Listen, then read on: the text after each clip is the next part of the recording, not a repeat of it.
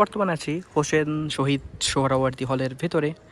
এই হল অন্যান্য হলের তুলনায় যথেষ্ট সুন্দর, যদিও স্ট্রাকচারের আলোচনা করলে প্রায় একই রকম দেখতে, কিন্তু হলের ভেতরকার যদি আমি পরিস্থিতি বা সৌন্দর্য নিয়ে আলোচনা করি, সেই জায়গা থেকে এই হল যথেষ্ট সুন্দর।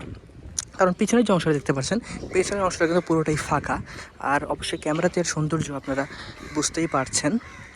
আসলে আমরা হলের সৌন্দর্য নিয়ে যখন আলোচনা করি, তখন সার্বিক বিষয়গুলো আমাদের তুলে ধরা উচিত। সেই জায়গা থেকে আমি হলের ঠিক মাঝ বরাবর হাঁটাহাঁটি করছি, যেন আপনারা হলের চারপাশটা সুন্দরভাবে দেখতে পারেন।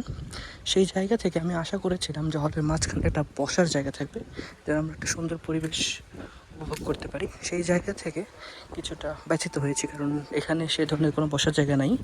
একটা কিন্তু চৌকি আছে, এই চৌকিটা আসলে জানি না যে আম গাছের নিচে কী করছে, কিন্তু আসলে এটা বসার উপযোগী না। আমি মোটামুটি হলের শুরু থেকে প্রায় শেষের প্রান্তে চলে এসেছি। এটা কিন্তু একটা পার্ট, এদিকে ঠিক আরেকটা পার্ট আছে। ওই পার্টটা আমি আপাতত এই ভিডিওতে তুলে ধরছি না, কারণ ভিডিওটা আসলে অনেকটা লং হয়ে যাবে আমি যদি অত দূর আপনাদেরকে দেখাই।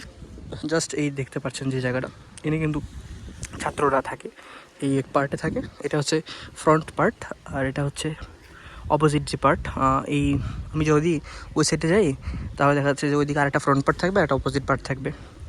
আর ওই দিক দিয়ে ছাত্ররা আর কি রুমের ভিতরে প্রবেশ করতে পারে, আর এই দিক দিয়ে রুমের ভিতরে প্রবেশ করতে পারে।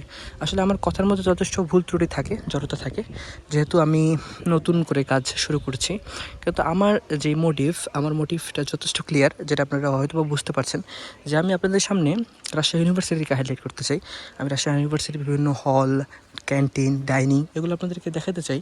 কারণ আসলে ঢাকা ইউনিভার্সিটিতে যত ইনফ্লুয়েন্সার আছে, তার সাথে কিন্তু ইনফ্লুয়েন্সারের সংখ্যাটা খুবই কম। যে 2-4 জন আছে, তারা খুব একটা হাইলাইটেড না। সেই জায়গা থেকে আমি চেষ্টা করি আপনাদের সামনে সৌন্দর্যগুলো তুলে ধরার জন্য। আশা করি আমার বার্তাটা আপনাদেরকে দিতে পেরেছি। এই ভিডিওটা আমার অন্য ভিডিও থেকে যথেষ্ট বেশি লং হয়ে যাচ্ছে। সবাই ভালো থাকবেন, আসসালামু আলাইকুম, আবার দেখা হবে ইনশাআল্লাহ।